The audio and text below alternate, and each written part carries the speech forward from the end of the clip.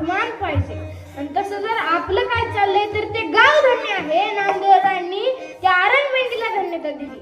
तसं जर अनेक गोष्टी धन्य आहेत. पुराणामध्ये अशी एक कथा आलेली आहे की नारद महर्षी एक दिवस गंगेच्या काठावरती होते आणि तिथे एक कासव त्यांना दिसलं. पण ते कासव दिसल्यानंतर त्यांनी सांगितलं, कासवा, अरे तू धन्य आहेस, तू या गंगेमध्ये राहतो. त्यावेळी तेव्हा कासव म्हणाले, मी धन्य नाही, तर ज्या गंगेमध्ये माझ्यासारखे असंख्य कासव राहतात ती गंगा धन्य आहे.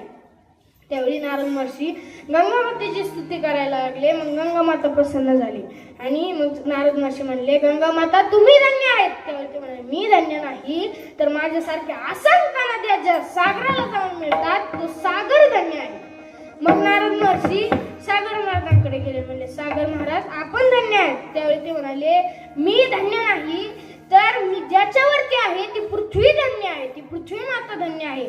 नुसतं पाण्याला कोण विचारतं. त्यावेळी मग नारद महर्षी पृथ्वी मातेकडे गेले, पृथ्वी मातेची स्तुती केली, म्हणले, तुम्ही धन्य आहेत.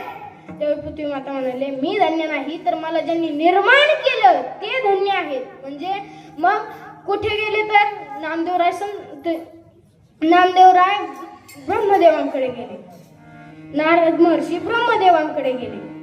तर ब्रह्मदेवांकडे का गेले तर त्यांनी पृथ्वी निर्माण केली. ब्रह्मलोकात गेले म्हणाले, बाबा आपण धन्य आहेत. ब्रह्मदेवाचे मानस पुत्र आहेत ना नारद महर्षी, म्हणून ते म्हणाले, बाबा आपण धन्य आहात. त्यावेळी ते म्हणाले, मी धन्य नाही, तर कोण धन्य आहे, तर मला ज्या ही पृथ्वी सृष्टी निर्माण करण्याचं ज्ञान ज्यांच्याकडून मिळालं ते विष्णू बाबा धन्य आहेत. ते म्हणाले, विष्णुदेवांकडे गेले. त्यावेळी विष्णुदेवांचा अवतार द्वारकेमध्ये कृष्ण होते त्यावेळी.